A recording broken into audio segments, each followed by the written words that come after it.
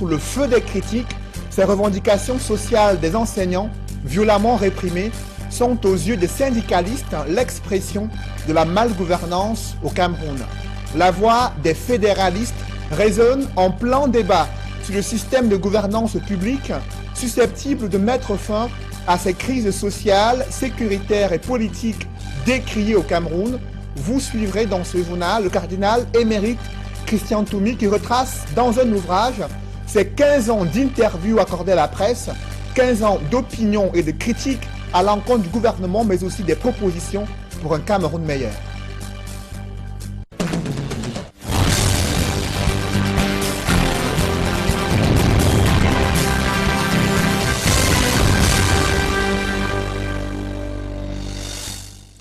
Merci de suivre cette édition complète de l'information sur Equinox Télévision.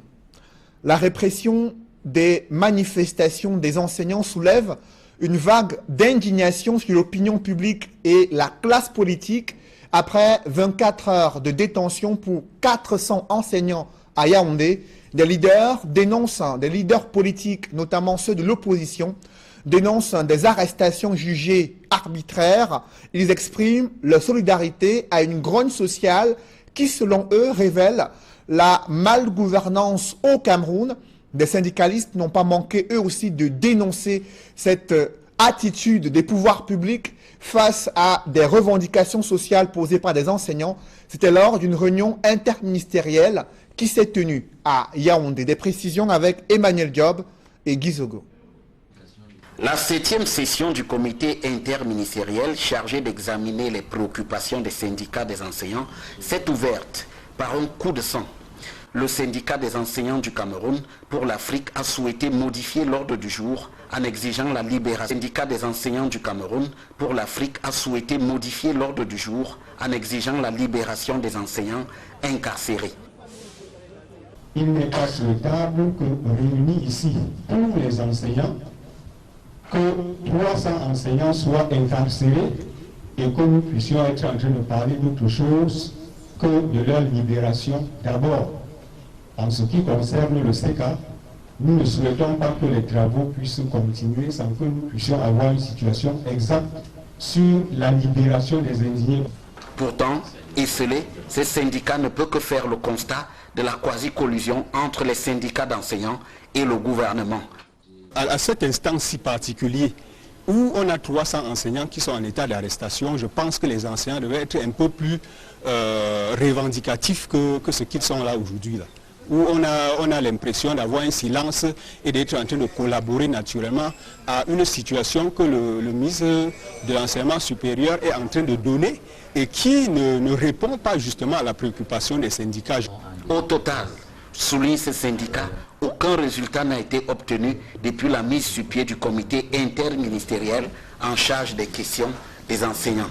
Le comité est aujourd'hui à sa 7e session et passe à son 14e mois sans avoir rien fait du tout.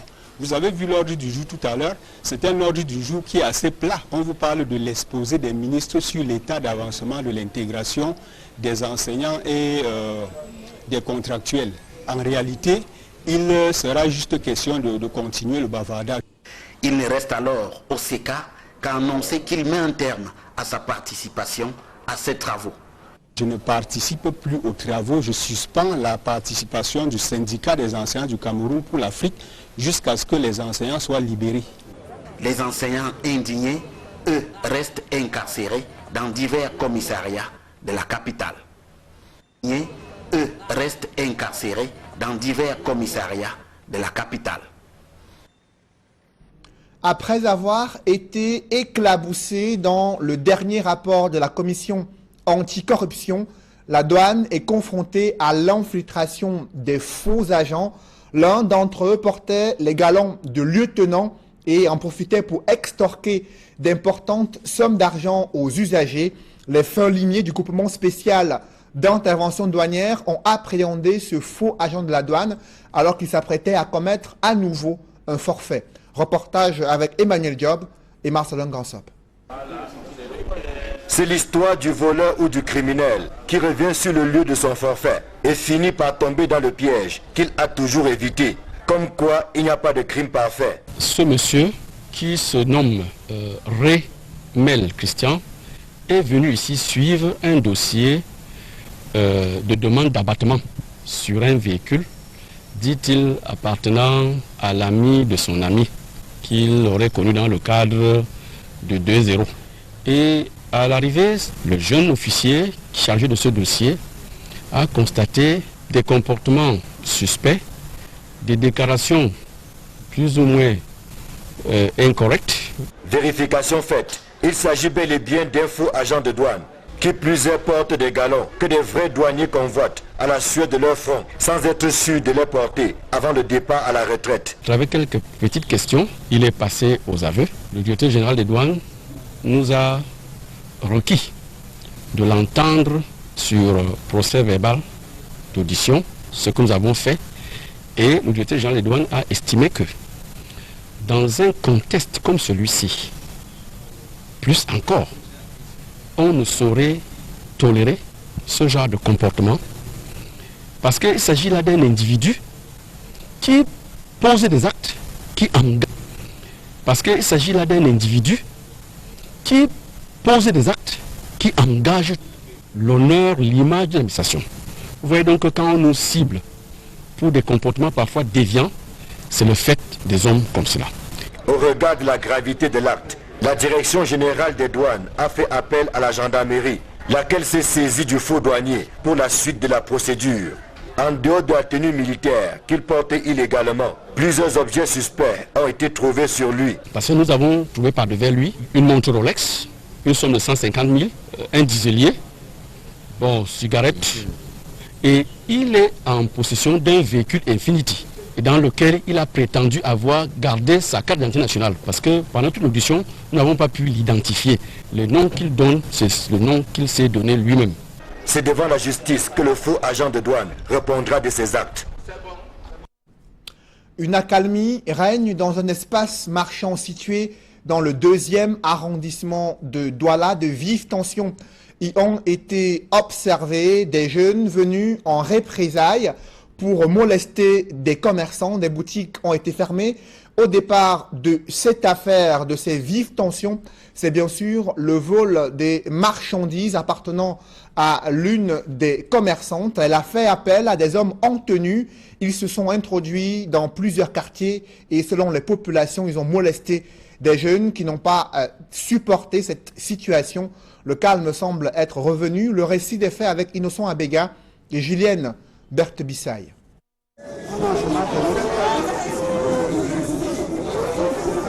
Les commerçants du marché Kassa-la-Femme à Douala 2e ont ras-le-bol des coups de vol et escroqueries dont ils sont victimes au quotidien. Quand tu amènes une petite marchandise comme le pouce là, si tu mets à terre, tu donnes 1000 francs, il refuse, 2000, il refuse. Et après, si tu acceptes même donner, il décharge, après, tu vous donnes 1000 francs, il refuse, 2000, il refuse. Et après, si tu acceptes même donner, il décharge, après, tu vois toujours que tu as le manquant qu'on a volé. Donc, il parlait de droit de terre. Nous, on connaît que le droit de terre, c'est encore quoi. Une des leurs, apprend-on, aurait subi les frasques de ces hors-la-loi la veille. Il y a une dame qui a apporté sa marchandise, c'est 16 cartons. Les gars ont porté 8, ils ont 8 cartons dans la voiture. Et ces 8 cartons ont disparu. Et c'est des chargeurs qui faisaient tous les jours, ils ont 8 cartons. Et c'est les gars du quartier. Kouroussé, cette dernière s'est faite justice. La fille, peut-être c'est son gars qui est un militaire ou c'est comment on ne connaît pas. Hein? Il est parti venir avec 8 militaires à 2 heures de la nuit. Ils sont partis réveiller les gens, commencer à taper les gens seulement. Il n'a pas même, peut-être, il ne connaît pas le gars qui a fait ça. Il a commencé à taper les gens seulement dans le quartier. Tout celui qui vient, il encaisse. Les responsables de cet espace marchand, pour éviter toute représailles, ont décidé de le fermer jusqu'à ce que l'ordre soit rétabli. Parlons à présent de la réorganisation de la Kamwata qui est en marche pour la reprise en main du service public de distribution de l'eau au Cameroun, malgré l'annonce de la fin du contrat d'affermage avec la Camerounaise des eaux. Des élections de délégués du personnel pourraient y être organisées selon certains agents. Ceux-ci s'y opposent, invoquant l'enjeu de la renationalisation de la CDE au Cameroun. Des précisions avec Guy Zogo dans ce reportage. Le secteur de l'eau potable est en ébullition avec les décisions du chef de l'État optant pour la fusion CamWater-CDE et l'absorption de la CDE par la CamWater au plus tard, le 30 avril de cette année. Dans la perspective de cette évolution, un nouveau syndicat vient de voir le jour dans ces secteurs. Le syndicat national des employés de l'eau potable a désormais cours légal, a désormais toutes les habilitations nécessaires pour pouvoir exercer. Pour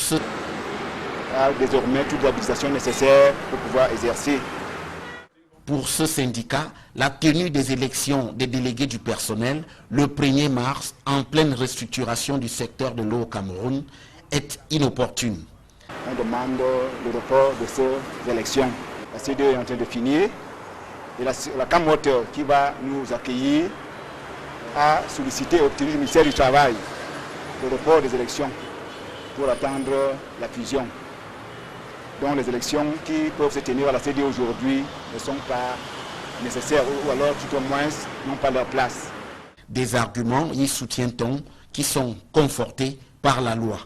La loi définit clairement ce qu'on appelle un établissement en matière d'élection des délégués du personnel, c'est-à-dire un groupement de personnel qui travaille ensemble, qui sous l'égide d'un responsable et qui comporte au moins 20 personnes. Mais aujourd'hui, cette réglementation n'est pas respectée. Aussi, les responsables du syndicat de l'eau potable estiment que l'entêtement de la CDE à tenir les élections des délégués du personnel ne peut être que contre-productif. Des femmes magistrates s'opposent au mariage précoce des jeunes filles et leur marginalisation dans l'accès à l'éducation. La condition de la jeune fille et de la femme était au centre d'une causerie éducative engagée entre femmes magistrates à Bafoussam. Compte rendu d'Alaskana et Jean-Paul Chouniat.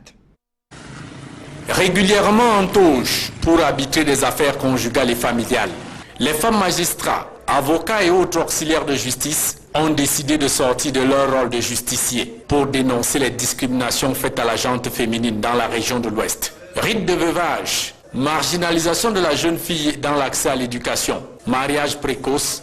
Les parents choisissent souvent d'envoyer pour le garçon. L'accès à l'éducation, mariage précoce. Les parents choisissent souvent d'envoyer pour le garçon à l'école, sous prétexte que la fille est productive dans le mariage et l'éducation ne lui sert à rien. C'est une perte de temps. Quand un mari meurt, on oblige la femme à aller épouser le frère du mari. Ces femmes de loi s'indignent aussi du manque de considération dont sont victimes les femmes divorcées dans leur famille. À l'Ouest, on a remarqué que les parents ont souvent honte de voir les filles qui ont divorcé, leurs filles qui rentrent à la maison après avoir connu un échec dans le mariage. Ça fait souvent honte aux parents. Ce qui fait qu'ils préfèrent que les enfants subissent vraiment des maltraitances dans les ménages. En rang serré dans le cadre des activités de la 33e journée internationale de la femme, les femmes du corps de la justice veulent sensibiliser la société traditionnelle de l'Ouest et le public sur la nécessité et l'intérêt d'accorder à la femme et la jeune fille les mêmes droits que les hommes. Nous voulons sensibiliser et les parents afin que les parents soient responsables.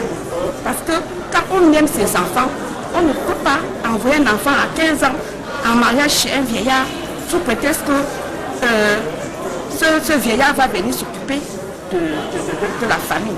En plus de cette causerie éducative en vue d'interpeller la responsabilité des hommes, les femmes magistrats, avocats et auxiliaires de justice en service dans la région de l'Ouest vont aussi entretenir le public autour d'une conférence débat sur les droits des femmes à l'héritage.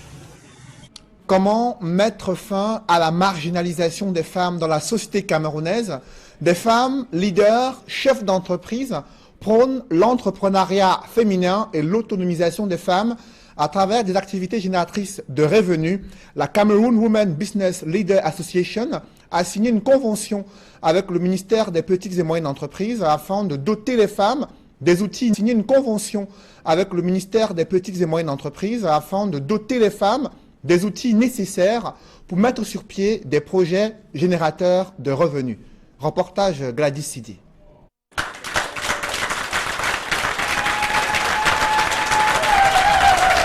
La convention signée entre le ministère des Petites et Moyennes Entreprises, de l'économie sociale et de l'artisanat et la Cameroun Women Business Leader Association, CWBLA, a une durée de 3 ans renouvelable.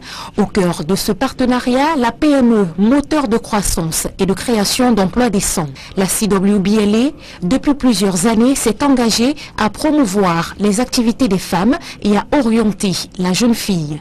Une initiative qui a séduit le ministère des PME. C'est une association de femmes, chefs d'entreprise, qui a invité le gouvernement à la signature d'une convention. Je voudrais préciser que toutes les associations d'entrepreneurs qui travaillent bien et qui suivent la législation et la réglementation en vigueur peuvent signer les conventions avec le gouvernement. Nous encourageons cela. Et on sera présent. Mais les choses doivent être faites et bien faites. Cela veut dire que ces chefs d'entreprise-là doivent avoir des entreprises qui existent réellement et qui travaillent pour le développement du pays. Nous avons les moyens de vérifier. Et une fois qu'on a vérifié, les services juridiques font le reste et nous venons officialiser ces documents-là comme nous l'avons fait avec la CWBLA, qui est une jeune et dynamique association. L'apport du ministère est axé sur la recherche des financements, l'échange des informations liées aux opportunités d'affaires, tant sur le plan national qu'international, mais aussi la mise en avant des start-up créées par des femmes. La CWBLA compte, mais aussi la mise en avant des start-up créées par des femmes. La CWBLA compte poursuivre son objectif, qui est celui d'encourager l'initiative des femmes dans l'entrepreneuriat, mais aussi l'orientation de la jeune fille. La Cameroun Women Business Leaders Association est à sa 8e convention. Le partenariat que nous avons signé aujourd'hui est une opportunité que nous saisissons après avoir entendu le chef de l'État du Cameroun dire que le secteur public tend la main au secteur privé. Nous avons dit qu'il était temps que nous nous mettons autour d'une table pour discuter de nos projets et profiter des avantages que l'État nous offre et en même temps en leur faisant savoir quelles sont les difficultés des femmes sur le terrain. Donc c'est un partenariat gagnant-gagnant pour la construction de notre pays. L'association compte à nos jours plus de 700 membres repartis dans 5 régions, parmi lesquelles le nord-ouest et le sud-ouest. Le siège de la CWBLA au quartier Aqua à Douala a été inauguré par le ministre des PME, qui avait dans sa suite le gouverneur du littoral, le préfet du Vouri, l'ambassadeur itinérant Roger Mila, le chef des Bafous, entre autres.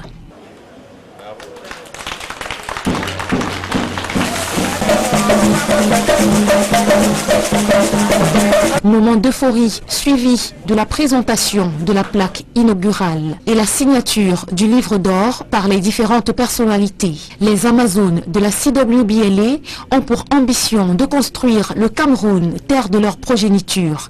Les domaines d'activité vers lesquels elles sont portées sont, entre autres, l'agroalimentaire, l'agriculture, les technologies de l'information et de la communication, l'immobilier, le commerce général, la restauration, le textile.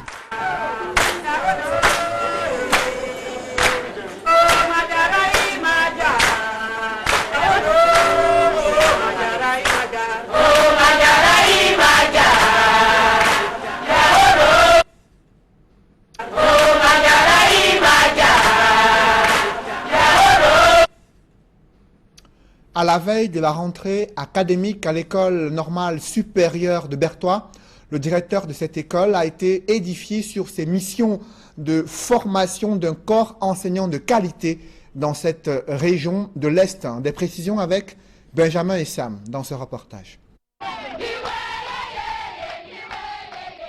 C'est elle, le tout premier directeur de l'école normale supérieure de Berthois, créée le 8 janvier 2018 par le chef de l'État. Cette dame originaire du Oignon a le profil de l'emploi. Pour vous, c'est un défi, pour moi, c'est pas un défi. C'est un travail auquel je suis habituée. Je suis une enseignante chevronné, professeur titulaire au recherche, et j'ai toujours travaillé dans les écoles normales.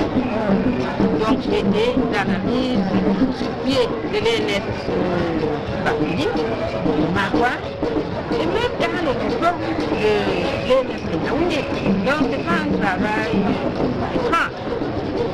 Et je remercie vraiment le chef de l'État. Précédemment conseiller technique auprès du recteur de l'université de Ngaoundéré, Kabeyene Beyala Véronique, épouse Kamgan, a été nommée par décret présidentiel le 29 janvier dernier. Une joie savamment partagée par les forces vives du département du Ognong.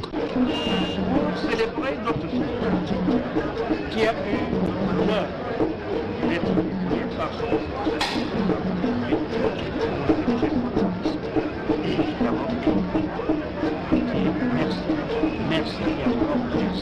Vous savez, dans nos traditions, on a toujours pensé que la fille ne peut rien faire. Mais aujourd'hui, vous voyez, les filles vont très haut, très loin, et c'est ce que nous avons dit. Qu'elles aillent plus loin, très haut, très loin, et c'est ce que nous avons dit. Qu'elles aillent plus loin et plus loin encore dans ce qu'elle a appris à faire, dans le travail qu'on vient de lui confier. Chercheur chevronné, professeur titulaire des universités depuis 2011, Madame Kangam Véronique n'aura pas la tâche facile. Pour le professeur Oufé Melo Tindi, recteur de l'université de Ngaoundéré, le nouveau directeur a tous les atouts académiques pour réussir. Qu'elle mette vraiment sur pied cette école normale qui doit sortir de ses fonds baptismaux. Hein, vous savez que tout est à faire. Hein. Elle a la nomination, certes, elle a le charisme, elle a l'expertise. Maintenant, il faut utiliser le terrain. Il faut construire et construire pour toujours. Aussi a-t-elle reçu l'onction traditionnelle des fils et filles de l'Est et de l'Ouest.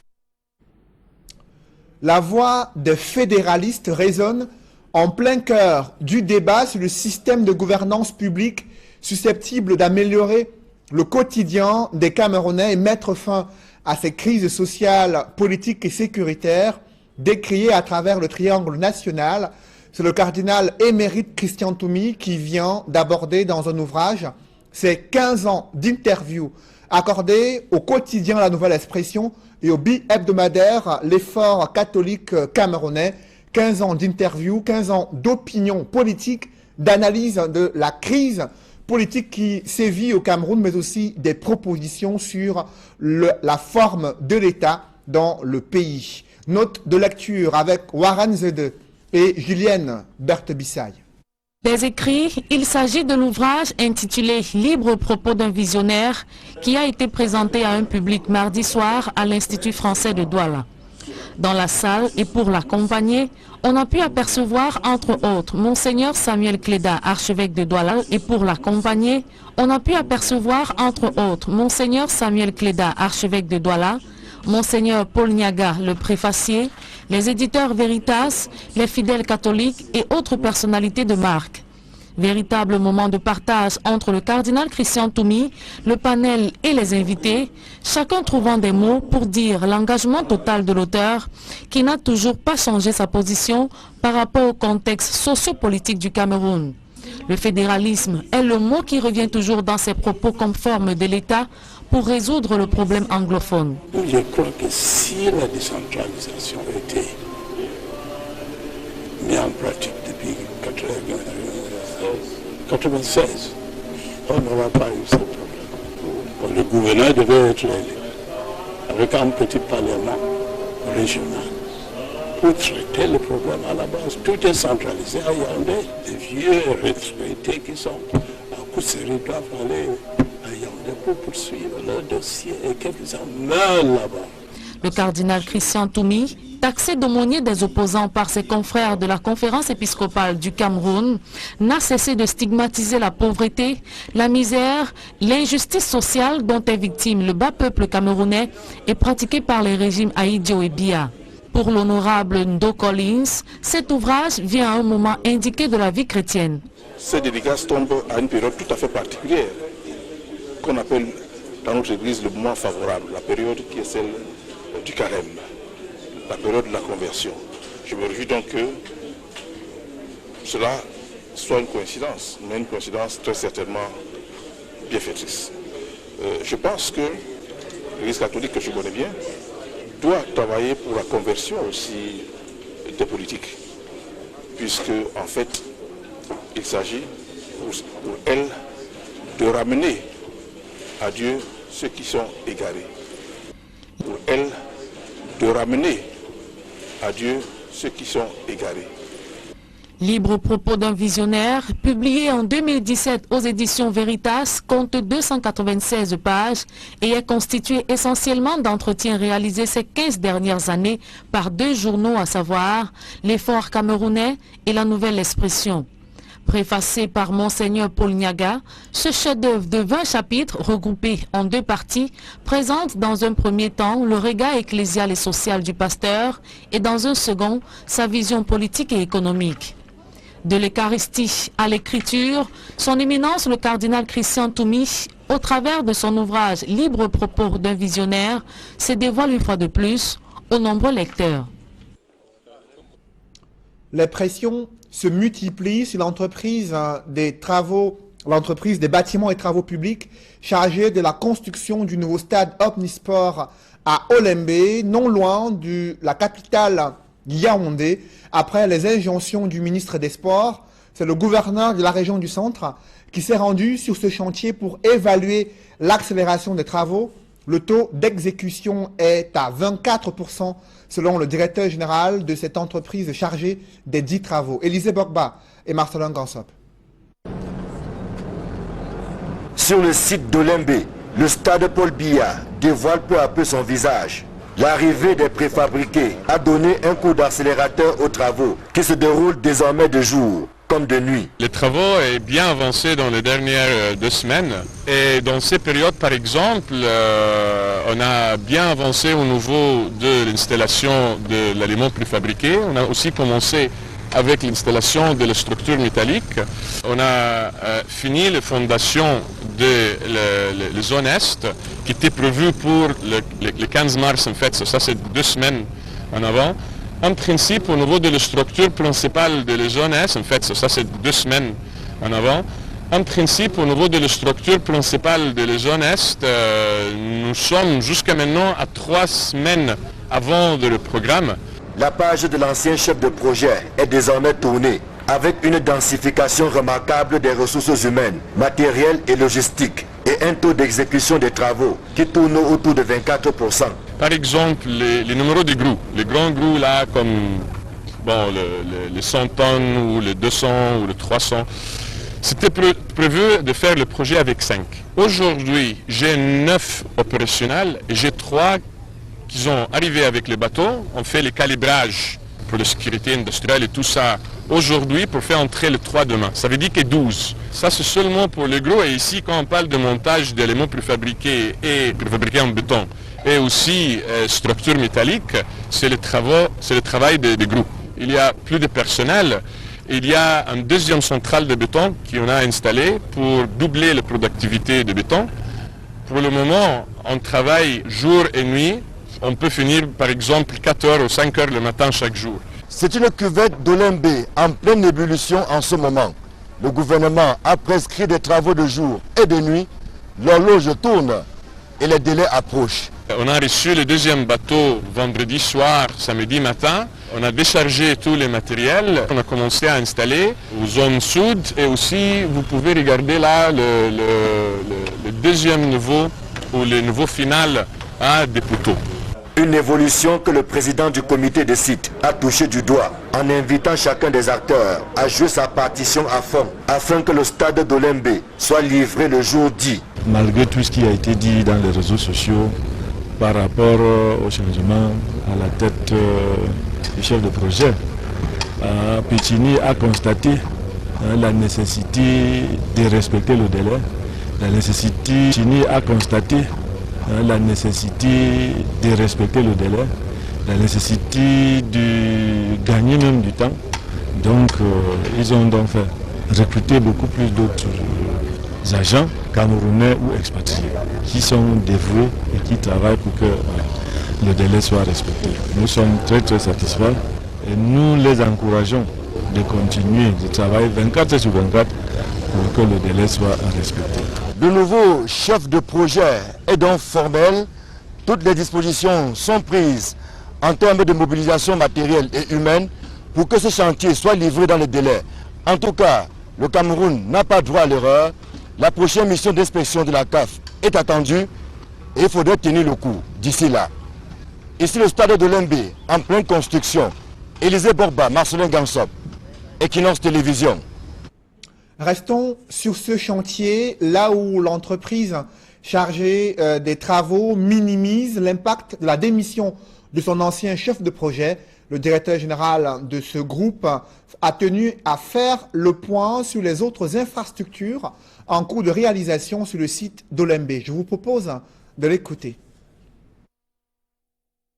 Pour avancer plus, on a attaqué les zones de l'hôtel et le centre commercial et on a avancé avec les fondations des deux côtés. On a aussi commencé les travaux 3 mois avant le temps qui était prévu dans les 2 stades annexes. On a commencé à faire les fondations de 2 stades annexes en parallèle et en même temps nous sommes en train de préparer pour l'heure du jeu, pour avancer avec l'heure du jeu aussi et les gazons dans les prochaines semaines. C'était un changement organisationnel, comme on a dit, pour partager l'effort, pour travailler dans plus qu'une zone, sans seulement penser du stade principal. Le stade prend plus qu'une zone, sans seulement penser du stade principal. Le stade principal est bien évolué et va continuer comme ça, mais on a attaqué les autres zones et pour nous, le changement de l'organisation était nécessaire. Et voilà, on peut voir avec les yeux, pas seulement par les messages WhatsApp ou les emails ou les images, je ne sais pas quoi. On peut voir live qu'est-ce qui était fait dans 2 semaines. Hein? Ça veut dire que, en fait, la situation aujourd'hui est mieux. Et je crois qu'après 2 semaines, ça va être mieux d'aujourd'hui. Pas seulement au niveau d'avancement, non, au niveau de le rythme de l'avancement. Comment le sport peut-il Triage et ancien d'église, Niat Difendi Marcel, représenté pour la circonstance par M. Eric Niat, 4e adjoint au maire de la commune de Baganté, assisté d'une forte délégation.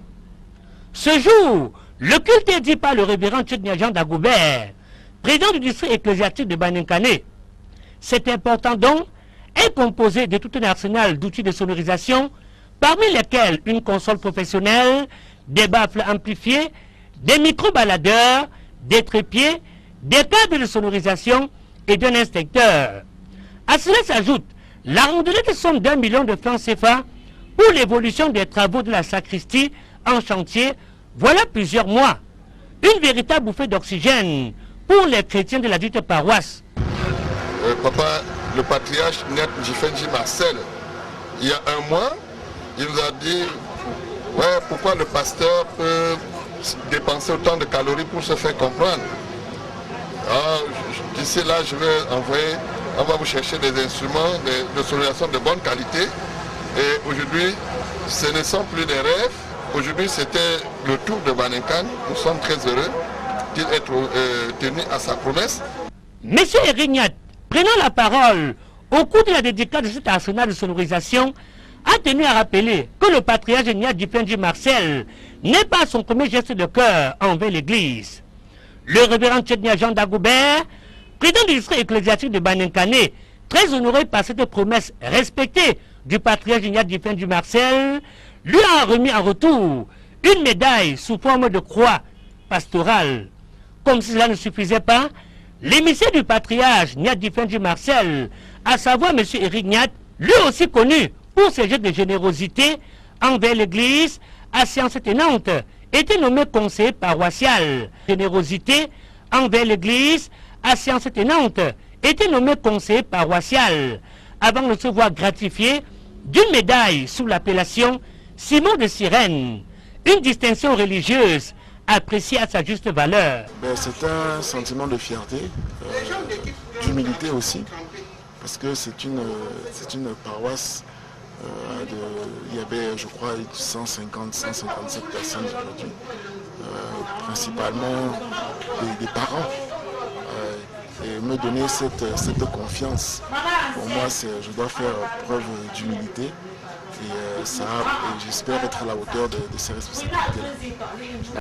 Les fidèles de la dite paroisse ne sont pas restés insensibles face à une telle cérémonie.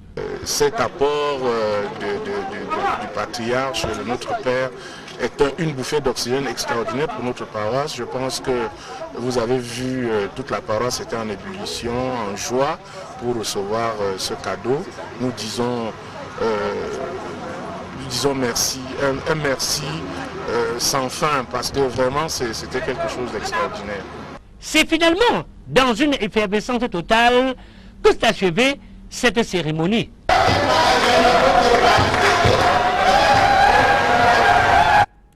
Mesdames, messieurs, c'est la fin de ce journal. Merci de l'avoir suivi. Je vous propose de rester sur Equinox Télévision. Bonne soirée sous cette même antenne.